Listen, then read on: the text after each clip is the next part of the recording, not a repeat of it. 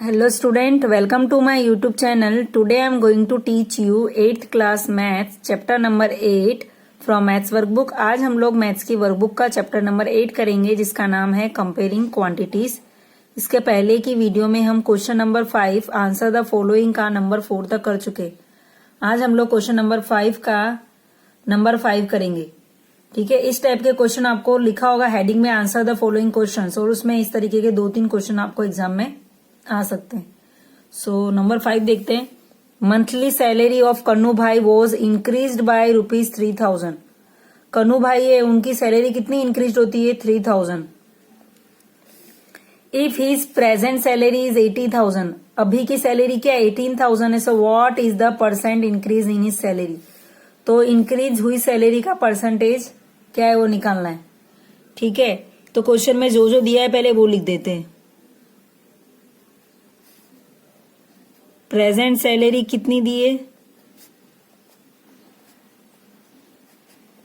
18,000। Okay, अभी increase salary कितनी है? तो इंक्रीज सैलरी है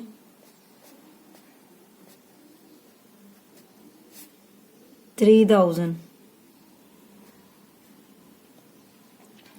ओके, 3,000 रुपीज। सो अभी हम क्या करेंगे, सबसे पहले तो हम प्रीवियस सैलरी निकाल लेंगे, क्योंकि हमें जो फॉर्मूला है उसमें डिनोमिनेटर में प्रीवियस सैलरी लिखनी है। तो प्रीवियस सैलरी मतलब इसकी पहले कितनी सैलरी रही होगी कन्नू भाई की। तो कन्नू भाई की प्रीवियस सैलरी निकालने के लिए हम क्या करेंगे, अभी प्रेजेंट सैलरी में से इंक्रीज सैलरी को माइनस कर देंगे। तो प्रेजेंट सैलरी है 18,000 माइनस इंक्रीज सैलरी है 3,000, तो आएगा क्या 15,000। ओके, सो अभी हमें क्या निकालना है, इंक्रीज सैलरी परसेंटेज में निकालनी है। तो हम लिखेंगे increase salary in percent equal to increase salary divide में क्या आएगा, फॉर्मूला के अकॉर्डिंग डिवाइड में आने वाला है प्रीवियस सैलरी। इसके लिए तो प्रीवियस सैलरी निकाली है, तो यहां पर क्या लिखेंगे, प्रीवियस सैलरी इनटू में क्या आएगा 100। तो इंक्रीज सैलरी कितनी है? इंक्रीज सैलरी है 3,000 रुपीज, और प्रीवियस सैलरी कितनी थी, माइनस करने पर 15,000 आया था, इंटू 100। तो अभी कट करो, 0 0 0 0, यहां से 1 0 यहाँ पे कट जाएगा। तो 15 1 15, 15 2 30 एंड 1 0, तो 15 20 300 होगा। तो क्या आया 20%। तो इंक्रीज सैलरी कितने परसेंटेज होगी? 20%। देखो क्वेश्चन में क्या लिखा था, मंथली सैलरी ऑफ कन्नू भाई was increased by ₹3000। Monthly salary उनकी कितनी इंक्रीज होती है? हर महीने उनकी 3,000 सैलरी इंक्रीज होती है। ठीक है, if his previous salary is 18,000 what percent increase in his salary? तो उसकी सैलरी में कितने परसेंट इंक्रीज हुआ है वो हमें निकालना है। तो प्रेजेंट सैलरी कितनी है? 18,000 है। इंक्रीज सैलरी कितनी है? 3,000 है क्वेश्चन के अकॉर्डिंग। तो अभी सबसे पहले हमें फॉर्मूला में प्रीवियस सैलरी की जरूरत पड़ेगी, इसके लिए हम प्रीवियस सैलरी निकाल रहे हैं। तो प्रेजेंट सैलरी में से 3,000 माइनस कर दोगे तो वो क्या हो जाएगी आपकी प्रीवियस सैलरी। तो इंक्रीज सैलरी को परसेंटेज में निकालना हो तो हमें क्या करने का, ऊपर लिखने का इंक्रीज सैलरी और डिनोमिनेटर में लिखने का प्रीवियस सैलरी इंटू 100। तो इंक्रीज सैलरी 3,000 है, प्रीवियस सैलरी 15,000 है, तो डिवाइड करोगे तो, और इंटू में 100, तो 0 0 कट, यहाँ का 0 इससे कट, देन 15 1 15, 15 20 300, तो क्या आया 20%। So what is the percent increase in is salary? तो 20% क्या होता है, सैलरी इंक्रीज हो रही है। ओके, सो ये था आपका क्वेश्चन नंबर 5। अभी नेक्स्ट क्वेश्चन देखते हैं, क्वेश्चन नंबर 6।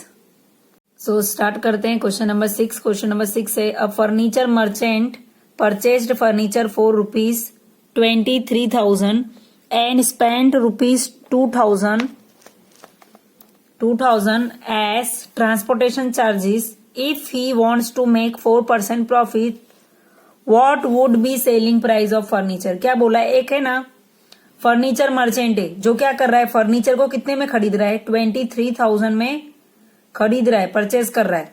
अब उसने उसके ऊपर कितने रुपीस और स्पेंड करें, तो 2,000 रुपीज उसने और स्पेंड करे ट्रांसपोर्टेशन करने में, यहां से वहां लाने में उसने 2,000 रुपीज खर्च करे हैं extra. If he wants to make 4% profit, अभी उसे प्रॉफिट कितना करना है, 4% करना है, तो उसे कितने रुपए में फर्नीचर को बेचना पड़ेगा। सो क्वेश्चन में क्या क्या दिया हुआ है पहले वो लिखते हैं और क्या फाइंड आउट करना है वो लिखते हैं।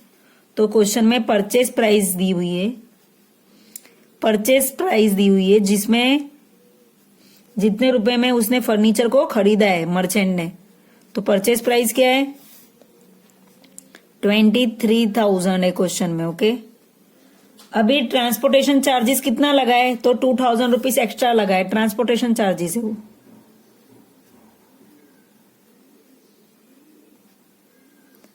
ट्रांसपोर्टेशन चार्जेस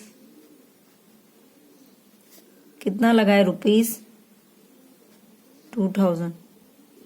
ओके, अभी क्वेश्चन में और क्या दिया है, प्रॉफिट दिया है, प्रॉफिट है, प्रॉफिट परसेंट में दिया है, कितना दिया है, 4%। सबसे पहले तो हम क्या करते हैं, इसकी टोटल कॉस्ट प्राइस निकाल लेते हैं।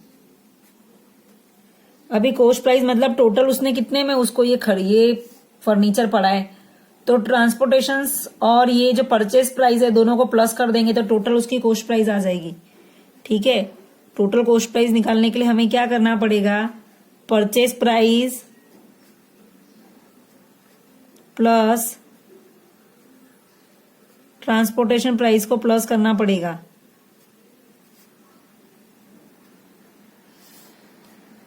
तो हमें क्या मिल जाएगा, 23,000 है परचेज प्राइस और ट्रांसपोर्टेशन प्राइस क्या है, 2,000 है, तो 23,000 प्लस 2,000 करेंगे तो आएगा 25,000। ठीक है, अभी क्वेश्चन में क्या दिया हुआ है, 4% प्रॉफिट दिया है, तो पहले प्रॉफिट को हम क्या करते हैं, रुपीस में निकाल लेते हैं, क्यों, बिकॉज हमारा जो प्रॉफिट है वो परसेंटेज में है। तो profit in percent equal to क्या होता है, तो profit upon cost price into 100। So क्या होगा यहाँ पर, प्रॉफिट इक्वल टू कितना है, प्रॉफिट इन परसेंट में कितना दिया है, 4% दिया है, तो प्रॉफिट इक्वल टू 4 है, 4% है, तो प्रॉफिट इनटू कॉस्ट प्राइस हमारी कितनी आई है टोटल, 25,000, तो यहां पर क्या लिख देंगे, 25,000। अभी इंटू 100।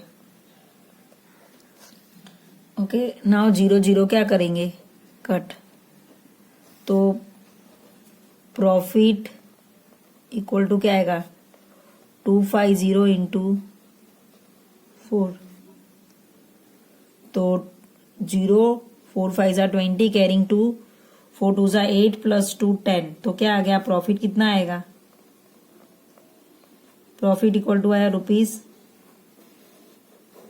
₹1,000, ये प्रॉफिट आ गया। अभी हमें निकालना क्या है, सेलिंग प्राइस निकालना है, तो सेलिंग प्राइस इक्वल टू क्या होता है, SP, that mean selling price. Selling price equal to क्या होता है, कॉस्ट प्राइस प्लस प्रॉफिट। तो कॉस्ट प्राइस क्या है, ये सेलिंग प्राइस की जो ये फॉर्मूला है, क्वेश्चन में प्रॉफिट दिया है इसके लिए ये है, अगर लॉस दिया होता तो फॉर्मूला चेंज होती। सेलिंग प्राइस अगर हमें प्रॉफिट दिया हो तो हम क्या करेंगे, सेलिंग प्राइस निकालने के लिए कॉस्ट प्राइस प्लस प्रॉफिट कर देंगे। तो कॉस्ट प्राइस है, क्वेश्चन में कॉस्ट प्राइस टोटल कितनी आई थी, 25,000, तो प्लस प्रॉफिट कितना है, 1,000 आया, तो 25,000 प्लस 1,000 करेंगे तो क्या आएगा, 26,000। तो ये क्या हो गई, सेलिंग प्राइस हो गई। दैट मीन्स उसको फर्नीचर कितने में बेचना पड़ेगा, 4% प्रॉफिट करने के लिए 26,000 में।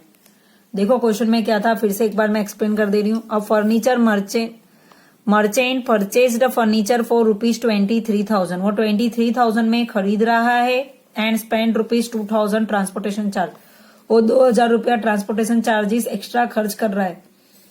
If he wants to make 4% profit, उसे क्या करना है, 4% प्रॉफिट कमाना है, तो उसे कितने में सेलिंग प्राइस ऑफ कितने में उसे सेल करना पड़ेगा फर्नीचर।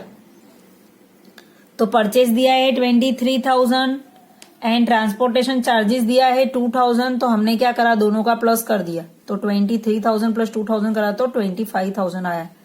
तो ये क्या हो गई, इसकी कॉस्ट प्राइस हो गई। ठीक है, अभी प्रॉफिट कितना दिया हुआ है, प्रॉफिट दिया हुआ है 4%। तो हमें प्रॉफिट को रुपीस में निकालना है। तो प्रॉफिट इन परसेंट लिखना लिखते तो कैसे लिखते हैं, profit upon cost price into 100।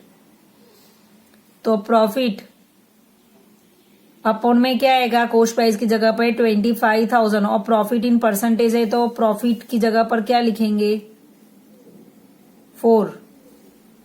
ठीक है, इंटू 100, 0 0 कट, तो क्या आएगा 250 इंटू 4 करोगे, 250 इंटू 4 करोगे तो 1000 आएगा। तो अभी तुम्हारा क्या आ गया, प्रॉफिट 1000 हो गया।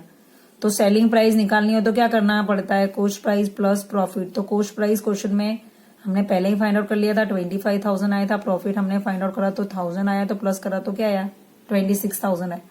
मतलब उसे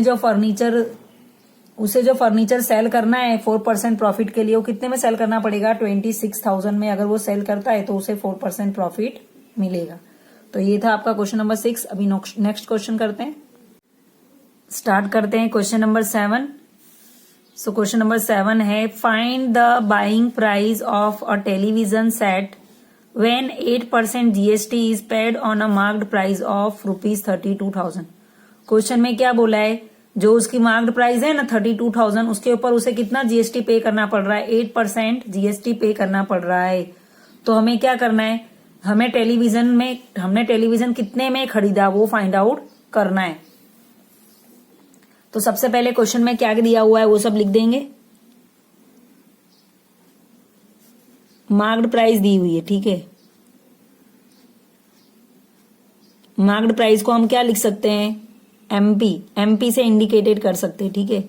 इक्वल टू कितना दिया हुआ है, 32,000 दिया हुआ है क्वेश्चन में। अभी सेकेंड क्वेश्चन में क्या दिया हुआ है, GST दी हुई है। GST कितनी दी हुई है, 8% है। तो GST हमें किस में दी हुई है, परसेंट में दी हुई है। हमें निकालना क्या है क्वेश्चन में, हमें क्वेश्चन में निकालना है बाइंग प्राइस निकालनी है क्वेश्चन में, ठीक है। तो सबसे पहले हमें GST जो परसेंटेज में दिया है उसे रुपीस में निकाले। तो GST equal to 8% of marked price. GST किस पे होगी, जितनी उस पे मार्क्ड प्राइस है उतने पे हमें क्या करना है, GST पे करना है। तो GST को हम रुपीस में निकाल रहे हैं। तो 8% इक्वल टू 100, ऑफ की जगह पर मल्टीप्लाई, मार्क्ड प्राइस क्या है 32,000 है। तो 0 0 कट, 8 इंटू 320 करेंगे तो क्या आएगा, 8 इंटू 320 करोगे तो आएगा 0, 8 2 जा 16, कैरिंग 1, 8 3 जा 24 प्लस 1 25। तो आंसर आया 2,560। ये क्या हो गई, GST हो गई। अभी आपको निकालना क्या है, निकालना है हमें बाइंग प्राइस निकालनी है, मतलब कितने में हमने खरीदा है वो निकालना है। तो हम क्या करेंगे, बाइंग प्राइस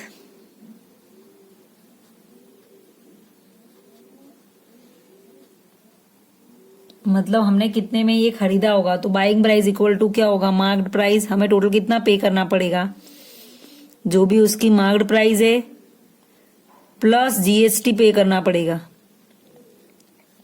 तो मार्क्ड प्राइस कितनी है, 32,000 है, और GST कितना है 2,560 हमने निकाला। तो प्लस करोगे तो 0 6 5, 2 + 2 4 देन 3, तो क्या आएगा 34,560। तो टोटल कितने में टेलीविजन खरीदा, तो टेलीविजन खरीदा होगा 34,560 में। देखो क्वेश्चन एकदम इजी है। क्वेश्चन में दिया हुआ क्या है, क्वेश्चन में दिया हुआ है कि जो टेलीविजन सेट है वो कितने में खरीदा है वो हमें निकालना है। अभी बोला है कि जो मार्क्ड प्राइस है टेलीविजन की वो 32,000 है, पर उस पे जीएसटी कितना पे करना पड़ रहा है? 8% जीएसटी पे करना पड़ रहा है। 32,000 पे 8% जीएसटी पे करना पड़ रहा है। तो जीएसटी रुपीज में निकाल लेंगे। तो जीएसटी को रुपीज में निकालने के लिए हम क्या करेंगे? 8% ऑफ मार्क्ड प्राइस। तो 8% that means 8/100 of that means multiply marked price that means 32,000। तो 0 0 कट करा तो 320 इंटू 8 करा तो क्या आया? 2,560 आया। अभी 2,560 क्या हो गया? हमारा जीएसटी हो गया।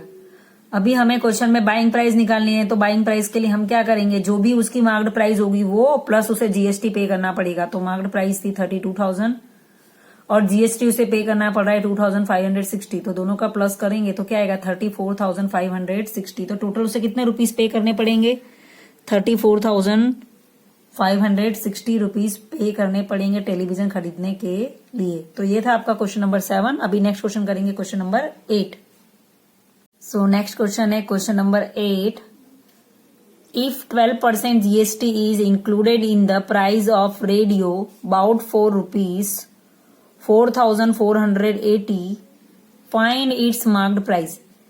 जब वो रेडियो खरीदता है वो कितने में पड़ रहा है उसको? 4,480 रुपीज में, बट उसमें से 12% उसमें ऐड क्या किया हुआ है? जीएसटी ऐड करा हुआ है। तो हमें क्या फाइंड आउट करना है कि रेडियो की मार्क्ड प्राइस क्या होगी।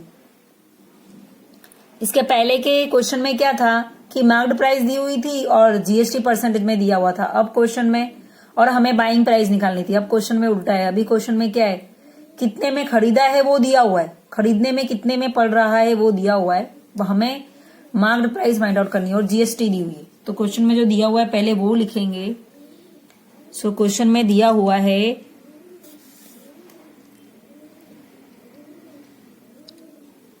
जीएसटी दी हुई है, ठीक है। परसेंट में कितनी दी हुई है? 12%। अभी बाइंग प्राइस दी हुई है, ठीक है। कितनी दी हुई है? 4,480 रुपीज दी हुई है। तो सबसे पहले हमें क्या करना है? निकालना हमें क्या है? निकालना तो हमें मार्क्ड प्राइस है। तो जो हमें निकालना है हम क्या कर लेते? उसे एक्स सपोज कर लेते, ठीक है। तो यहां पे लिखेंगे लेट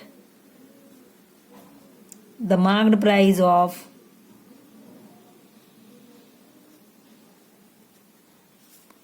रेडियो बी एक्स, ठीक है, एक्स रुपीज ऐसा। सो क्या होगा? If we increase x by 12%, we will get rupees 4,480। Okay, so हम क्या कर रहे हैं? अगर आपको इस तरह ना लिखना हो, ये समझ में नहीं आता है, तो आप डायरेक्ट क्या करो? जीएसटी को आपको क्या करना है? पहले रुपीस में निकालना है, इतना समझ लो। तो जीएसटी को रुपीस में निकालने के लिए क्या करोगे? जीएसटी इक्वल टू कितना दिया है जीएसटी परसेंट में? 12% ऑफ क्या आएगा? Marked price. तो 12% that means 100 of marked price क्या है? एक्स। तो ये क्या आ गया आपका?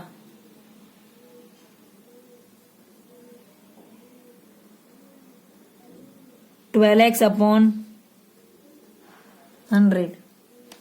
ओके,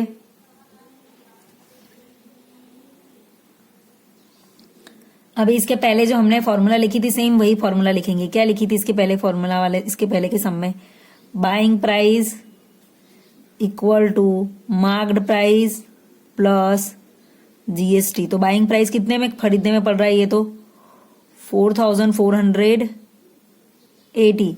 मार्क्ड प्राइस क्या है? 12x upon 100। Sorry, GST 12x upon 100 है, ये जीएसटी आया है, ठीक है। प्लस में आगे पीछे लिख देते हैं। तो मैं यहाँ पर क्या लिख दे रही हूँ? मार्क्ड प्राइस हमने क्या सपोज करा है? मार्क्ड प्राइस सपोज करा हुआ है ये रहा एक्स। तो यहाँ पे लिख देती हूँ एक्स। सो हमें क्या करना है? पूरे को 100 से मल्टीप्लाई करना है। तो क्या करेंगे? 4,480 को 100 से मल्टीप्लाई 12x को 100 से मल्टीप्लाई करेंगे तो डिनोमिनेटर में 100 ऊपर 100 होगा तो कट जाएगा, ठीक है। यहां पर आएगा 100x, सो 100x प्लस 12x क्या होगा 112x, 100 का 12 के साथ एडिशन कर देने का, वेरिएबल एज इट इज लिख देने का। अभी यहाँ पर 4480 इंटू 100 है। अभी x की वैल्यू निकालनी है, मार्क्ड प्राइस निकालनी है, इसके लिए 112 क्या करेंगे डिवाइड में लेंगे, तो 4480 इंटू 100 अपॉन में 112, तो 112 बनजा 112, 112 फोजा 448 आएगा, ठीक है। एक जीरो है तो यहाँ पर 10 इंक्रीज कर देते, तो 40 इंटू 100, 40 इंटू 100 करोगे तो क्या आएगा 4000। दैट मीन्स उसकी मार्क्ड प्राइस क्या रही होगी, मार्क्ड प्राइस इक्वल टू हमने क्या लिया था x लिया था, तो इक्वल टू क्या आएगा ₹4000। तो उसकी मार्क्ड प्राइस क्या रही होगी ₹4000 रही होगी, ठीक है। अगर आपको क्वेश्चन में ये ना लिखना हो if we increase x by 12% we will get ₹4480, ये नहीं लिखना है तो नहीं लिखना, ठीक है। क्योंकि मैंने ये इसको बस डायरेक्ट ये मैंने आपको एक्सप्लेन करने के लिए लिख दिया था, ये डायरेक्ट आप इस तरीके से भी कर सकते हो। क्या करना है क्वेश्चन में पहले आपको लिखना है जीएसटी परसेंट में दिया है तो आप लिखोगे जीएसटी कितने परसेंट में दिया है, 12% दिया हुआ है। बाइंग प्राइस दी हुई है ₹4480, हमें निकालना क्या है मार्क्ड प्राइस।